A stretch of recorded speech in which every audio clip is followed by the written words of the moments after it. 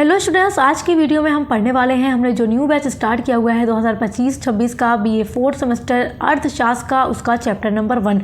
तो जो आपका न्यू सिलेबस है 2025-26 का, वो हम डिस्कस कर चुके हैं BA 4th सेमेस्टर अर्थशास्त्र का। और आज की वीडियो में हम चैप्टर नंबर 1 पढ़ने वाले हैं। चैप्टर नंबर 1 में आपको पढ़ना है मुद्रा का अर्थ और कार्य, यानी मनी, मीनिंग एंड फंक्शंस।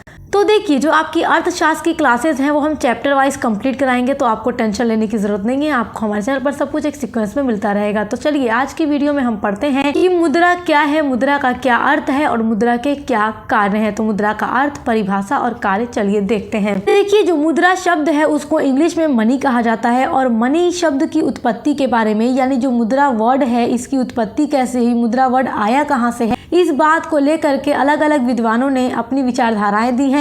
मुद्रा शब्द की उत्पत्ति को लेकर दो धारणाएं प्रचलित हैं। पहली धारणा क्या है, देखो यहाँ पे लिखा है, एक विचारधारा के अनुसार, यानी पहली धारणा के अनुसार जो मनी शब्द है, मुद्रा वर्ड जो है, ये लैटिन भाषा के शब्द मोनेटा से बना हुआ है।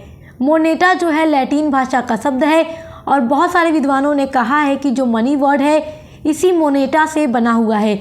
और इस बारे में ये कहा जाता है कि रोम में एक मंदिर था, उस मंदिर में एक देवी थी जिसका नाम था जूनो। तो उसी जूनो देवी के मंदिर में मुद्रा निर्माण का कार्य हुआ करता था, ये बात कही जाती है। बहुत सारे विद्वानों ने ये कहा कि जूनो देवी के मंदिर में ही मुद्रा बनाई जाती थी, उसका निर्माण किया जाता था। तो इसलिए कहा गया कि जो जूनो देवी है उसको मोनेटा के नाम से भी जाना जाता था। उस टाइम पर जो रोम में देवी जूनो थी तो उसको मोनेटा भी कहा जाता था। तो इसलिए इन्हीं के मंदिर में मुद्रा बनाई जाती थी, तो मुद्रा को नाम दे दिया गया, मोनेटा शब्द से बना हुआ है मनी। तो ये पहली धारणा हो गई मुद्रा शब्द की उत्पत्ति को लेकर, ये बात याद रखिएगा।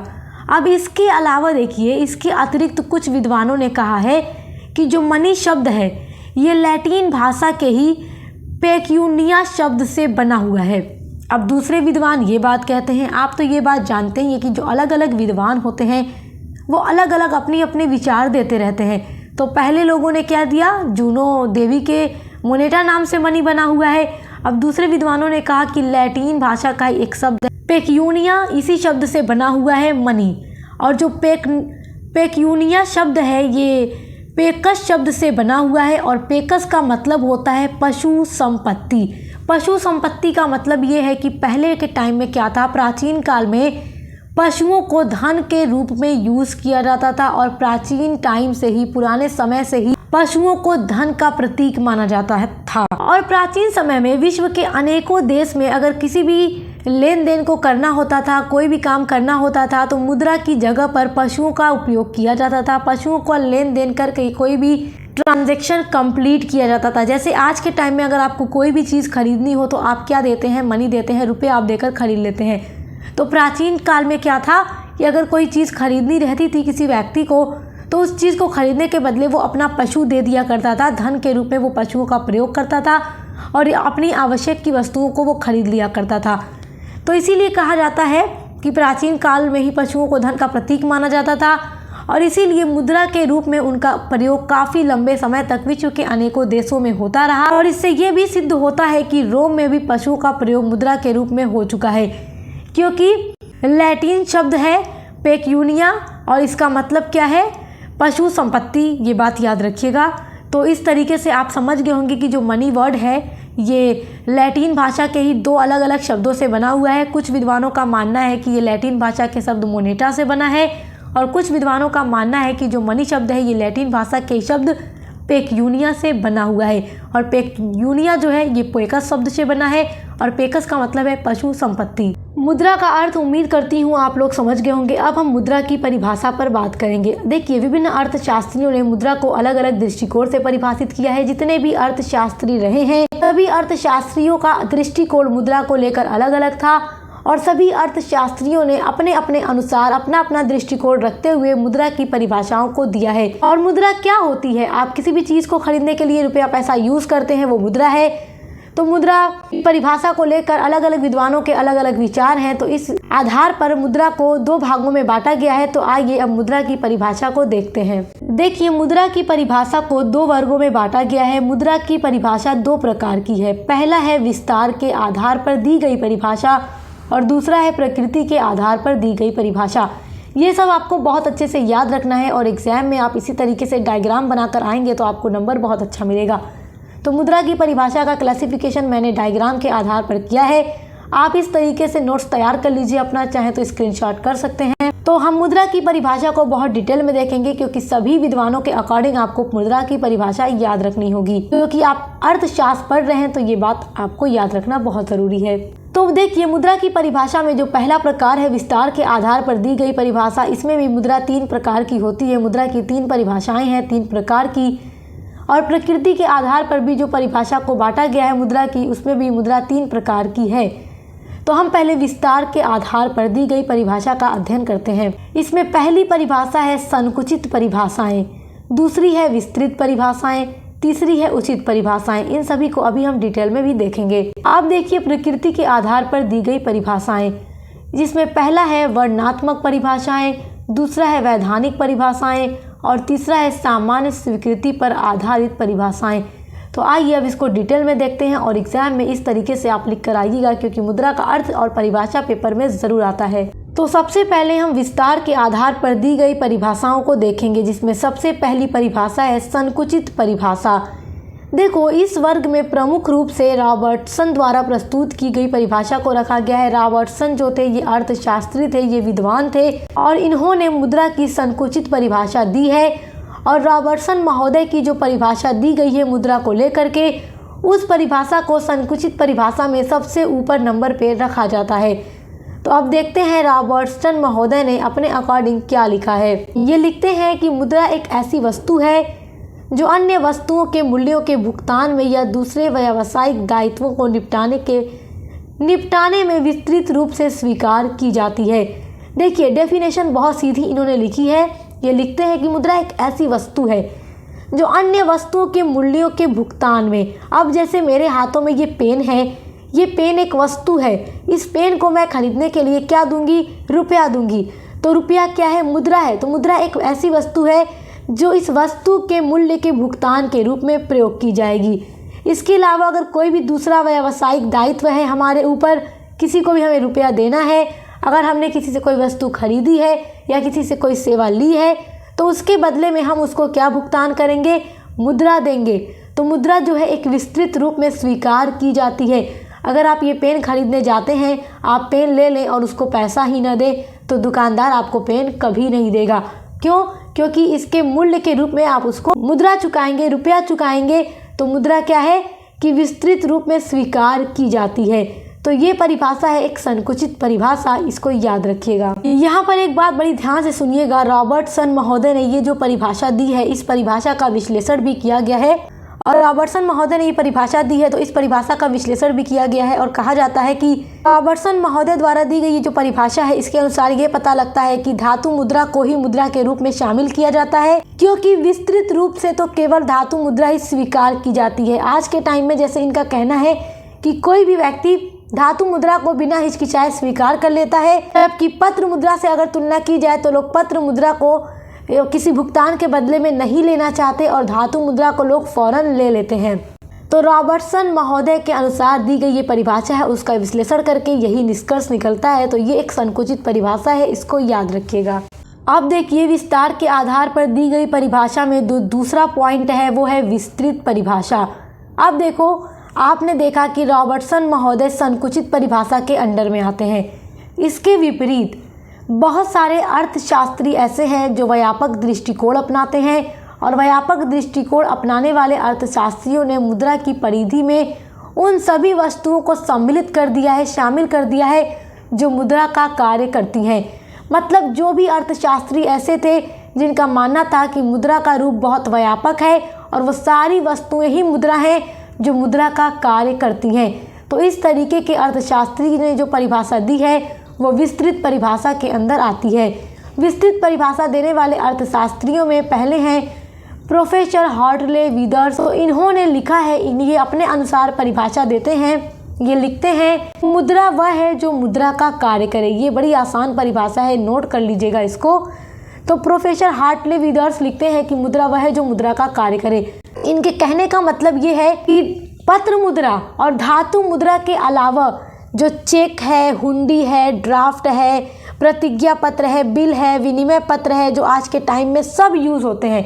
अगर आप किसी को कैश ना देकर चेक भी देंगे तो चेक लेता है, हर कोई चेक लेता है आज के टाइम में। तो चेक भी मुद्रा का ही काम करता है, हुंडी भी मुद्रा का काम करता है, विनिमय भी पत्र भी काम करता है, प्रतिज्ञा पत्र भी मुद्रा का काम करता है और हर कोई भुगतान के रूप में उसे स्वीकार भी करता है। तो प्रोफेसर हार्टले विदर्स का कहना है कि मुद्रा वह है जो मुद्रा का कार्य करे।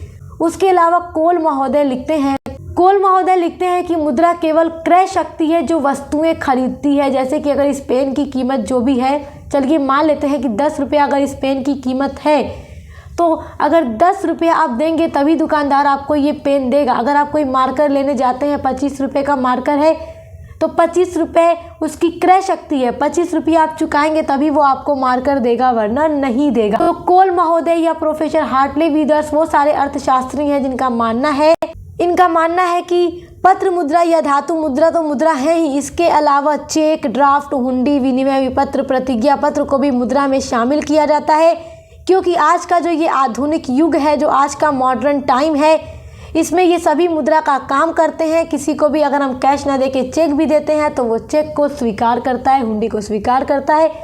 तो इस तरीके की परिभाषा जो है विस्तृत परिभाषा के अंदर आती है। उम्मीद करती हूँ आप इसको भी समझ गए होंगे। अब देखिए विस्तार के आधार पर जो परिभाषा है उसमें तीसरा पॉइंट है उचित परिभाषाएं। देखिए कुछ अर्थशास्त्रियों ने मुद्रा की विस्तृत एवं संकुचित परिभाषाओं के स्थान पर मध्यम दृष्टिकोण अपनाया है।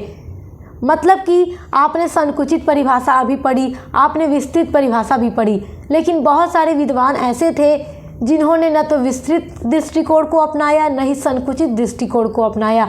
उन दोनों के बदले उन्होंने मध्यम यानी बीच का दृष्टिकोण अपना करके परिभाषा लिखी है। प्रोफेसर मार्शल जो थे उन्होंने उचित दृष्टिकोण को अपनाया और उन्होंने परिभाषा लिखी है, मुद्रा में उन सभी वस्तुओं का समावेश होता है जो किसी भी समय या स्थान में बिना किसी संदेह और जांच पड़ताल के वस्तुओं और सेवाओं को खरीदने और भुगतान करने के साधन के रूप में स्वीकृत की जाती हैं। उम्मीद करती हूँ ये डेफिनेशन पढ़ के आप समझ पा रहे होंगे कि प्रोफेसर मार्शल का क्या कहना है। आपको समझा भी देती हूँ। प्रोफेसर मार्शल का कहना है कि मुद्रा में उन सभी वस्तुओं का समावेश होता है जो किसी भी समय पर या किसी भी स्थान में बिना किसी संदेह और जांच पड़ताल के वस्तुओं और सेवाओं को खरीदने के रूप में भुगतान के रूप में अपनाई जाएं। अब जैसे कि स्टूडेंट्स मैं आपको एक एग्जाम्पल के थ्रू समझाती हूँ। आप किसी मॉल में जाते हैं, आपने अगर 10,000 रुपये की शॉपिंग की, चलिए मान लेते हैं 10,000 रुपये की शॉपिंग की, आप कैश लेकर नहीं गए हैं, आप चेक लेकर गए हैं 10,000 रुपये का। आपने चेक बनाया और दे दिया, तो क्या वो आपको दे देंगे? नहीं। क्यों? क्योंकि वहाँ पे उनको डाउट होगा, संदेह होगा कि पता नहीं आपके बैंक में पैसा भी होगा या नहीं होगा। अगर आप उनको 10,000 कैश देंगे तो वो पेमेंट फ़ौरन लेंगे और आपकी शॉपिंग आप जो खरीदेंगे वो आपको देंगे। लेकिन चेक नहीं लेंगे क्योंकि वहाँ डाउट होगा, वहाँ जांच पड़ताल करेंगे तब तो पता लगेगा कि हाँ आपके बैंक में पैसा है, तब तो वो लेंगे। वो ले लें और आप लेकर खरीद कर चले जाएं और फिर उनको पैसा भी ना मिले तो फिर तो नुकसान हो जाएगा उनका। तो प्रोफेसर मार्शल का यही कहना है कि मुद्रा में उन सभी वस्तुओं का समावेश होता है जो किसी भी समय पर किसी भी स्थान पर बिना किसी हिचकिचाहट के ली जाएँ, स्वीकार की जाएँ। जैसे कि संकुचित मुद्रा में प्रोफेसर रॉबर्टसन ने तो सिर्फ धातु मुद्रा को ही मायने दिया। विस्तृत मुद्रा में प्रोफेसर हार्टले विदर्स और कोल महोदय ने सभी मुद्राओं को मुद्रा का रूप दिया, मतलब मुद्रा कह दिया। लेकिन प्रोफेसर मार्शल का कहना है कि मुद्रा वो है जिसको बिना हिचकिचाहट, बिना संदेह किसी भी समय में किसी भी स्थान पर स्वीकार किया जाए भुगतान के रूप में। तो उम्मीद करती हूँ कि विस्तार के आधार पर दी गई जो तीनों परिभाषाएं हैं, संकुचित परिभाषा, विस्तृत परिभाषा और उचित परिभाषा, वो आप समझ गए होंगे क्योंकि ये आपके एग्जाम की दृष्टि से बहुत इंपॉर्टेंट है। मुद्रा की परिभाषा में जो दूसरा प्रकार है वो है प्रकृति के आधार पर दी गई परिभाषाएं। तो इसमें भी 3 तरह के प्रकार हैं, जिसमें पहला है वर्णनात्मक परिभाषाएं। वर्णनात्मक परिभाषा को कार्यात्मक परिभाषा भी कहा जाता है। तो इस वर्ग में वे सभी परिभाषाएं आ जाती हैं जो विशेष रूप में मुद्रा के कार्यों का वर्णन करती है कि मुद्रा क्या क्या कार्य कर सकती है, इसीलिए इसे कार्यात्मक परिभाषा भी कहते हैं। तो जो क्राउथर महोदय थे ये विद्वान थे और इन्होंने जो परिभाषा दी है वो एक कार्यात्मक परिभाषा कही जाती है। तो क्राउथर के अनुसार लिखी गई जो परिभाषा है वो है मुद्रा वह वस्तु है, ये कहते हैं कि मुद्रा वह वस्तु है जो विनिमय के माध्यम के रूप में सामान्यतः सर्वग्राह्य होती है और साथ ही मूल्य मापन एवं मूल्य संचय का भी काम करती हो तो वो मुद्रा कहलाती है। ये कहते हैं क्राउथर महोदय। प्रकृति के आधार पर दूसरी परिभाषा है वैधानिक परिभाषाएं।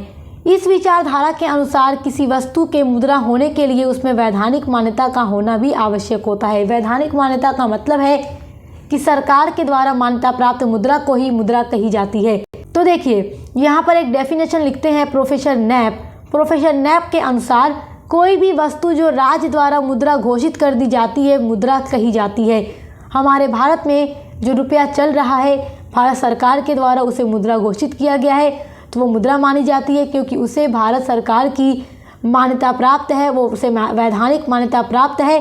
तो हम उससे ट्रांजैक्शन करते हैं। अगर सरकार के द्वारा नोट बदल दिया जाए तो पुराने नोटों की कोई कीमत नहीं होगी। अगर आप किसी भी दुकान पर लेकर चले जाएं तो पुराने नोट को कोई नहीं स्वीकार करेगा जब तक आप उसको नया नोट नहीं देंगे। तो इसीलिए कहा गया है कि वैधानिक परिभाषा वो परिभाषा है, वो मतलब इसके अंदर उन परिभाषाओं को शामिल किया गया है। और जो भी विद्वान वैधानिक परिभाषा को लिखते हैं वो ये कहते हैं कि मुद्रा वही होती है जिसको सरकार के द्वारा मान्यता प्राप्त हो, जिसे वैधानिक मान्यता प्राप्त हो। और देखिए वर्तमान में मुद्रा के चलन को दृष्टि में रखते हुए ये परिभाषाएं उचित प्रतीत होती हैं, क्योंकि आजकल मुद्रा का चलन सरकार का ही दायित्व है और राज्य की स्वीकृति समाप्त होने पर ही मुद्रा का महत्व समाप्त हो जाता है। जैसे कि नोट बदल दिया जाता है, अगर सरकार के द्वारा पुराने नोट को हटाकर उसके स्थान पर नया नोट लाया जाता है तो नए नोट की ही मान्यता होती है, पुराने नोटों की मान्यता समाप्त हो जाती है, क्योंकि सरकार के द्वारा उसे मान्यता नहीं दी जाती, खत्म कर दी जाती है, तो फिर उसका कोई महत्व नहीं होता। तो प्रोफेसर नैप की जो ये परिभाषा है ये वैधानिक परिभाषा के अंदर आती है। प्रकृति के आधार पर जो तीसरे प्रकार की परिभाषा है मुद्रा की वो है सामान्य स्वीकृति पर आधारित परिभाषाएं। देखिए इस वर्ग में यानी इस तरह की परिभाषा के अंदर मुद्रा की उन परिभाषाओं का समावेश होता है जो मुद्रा की सामान्य स्वीकृति पर बल देती हैं। मतलब कि ऐसी मुद्रा जिसे समाज में बिना हिचकिचाहट स्वीकार किया जाए। तो इस तरीके की जो परिभाषा होती है मुद्रा की वो सामान्य स्वीकृति के आधार पर मुद्रा मानी जाती है। अब देखिए प्रोफेसर सेलिगमैन के अनुसार ये डेफिनेशन लिखते हैं कि मुद्रा वह वस्तु है जिसे सामान्य स्वीकृति प्राप्त हो। जैसे कि अगर कोई चीज़ आप खरीद रहे हैं उसके बदले आप अगर मान लीजिए कि आप किसी से कपड़ा खरीद रहे हैं, कपड़े के बदले आप उसको अपना कोई शूज़ दे रहे हैं कि मेरा नया ही शूज़ है तुम रख लो, बस दुकानदार मुझे कपड़ा दे दो, क्या वो आपको दे देगा? नहीं देगा। क्यों? क्योंकि उसे आप जब तक रुपया नहीं देंगे वो आपको कपड़ा नहीं देगा। तो मुद्रा वह है जिसे सामान्य स्वीकृति प्राप्त हो, जिसको समाज के अंदर लोग एक्सेप्ट कर सकें, ले सकें भुगतान के रूप में। उसके अलावा दूसरी डेफिनेशन है प्रोफेसर कैंट के अनुसार। ये लिखते हैं कि मुद्रा एक ऐसी वस्तु है जिसे सामान्यतः विनिमय के माध्यम तथा मूल्य मापक के रूप में स्वीकार किया जाता है, ट्रांजैक्शन किया जाता है। वस्तु का मूल्य किस में मापा जाता है? मुद्रा में मापा जाता है। कितने का है? कोई कपड़ा खरीद रहे हैं 1000 रुपये का है तो उसका मूल्य क्या है? 1000 रुपया। तो आप 1000 चुकाएंगे तो आपको कपड़ा मिलेगा। तो वही चीज़। तो इस प्रकार की जो परिभाषाएं हैं वो सामान्य स्वीकृति पर आधारित परिभाषाएं कहलाती हैं। तो अभी तक हमने मुद्रा की जितनी भी परिभाषाएं पढ़ी हैं तो इन परिभाषाओं को पढ़ने के बाद हम ये कह सकते हैं कि मुद्रा एक ऐसी वस्तु है जिसे विस्तृत रूप में विनिमय के माध्यम, मूल्य के मापक, ऋणों के अंतिम भुगतान तथा मूल्य संचय के साधन के रूप में स्वतंत्र एवं सामान्य रूप से स्वीकार किया जाता है, जिसे वैधानिक मान्यता भी प्राप्त होती है, तो वो मुद्रा कहलाती है। तो अगला टॉपिक आपका है मुद्रा के कार्य, जिसको हम अगली वीडियो में पढ़ेंगे, क्योंकि हम आपके 4th सेमेस्टर की क्लासेस को करा रहे हैं तो इसलिए हम डीपली क्लासेस करेंगे ताकि आप हर एक टॉपिक को बहुत अच्छे से समझ सकें और एग्जाम में लिख भी सकें। तो आज की इस वीडियो में हमने मुद्रा का अर्थ और मुद्रा की अलग अलग प्रकार की परिभाषाओं को पढ़ा है, जो आपके एग्जाम के दृष्टिकोण से बहुत महत्वपूर्ण है। तो आपकी जो अगली वीडियो है वो शुरू होगी मुद्रा के कार्य से, तो हम अगली वीडियो में पढ़ेंगे। और आपका जो चैप्टर नंबर 1 है मुद्रा का अर्थ और कार्य, ये 2 पार्ट में बटा होगा, पार्ट 1 एंड पार्ट 2। तो इसी प्रकार से हम आपकी सारी वीडियोस को चैप्टर वाइज पार्ट में डिवाइड करके कंप्लीट कराएंगे ताकि आप लोगों को पढ़ने के लिए भी आसानी रहे। तो अब मिलते हैं अगली वीडियो के साथ।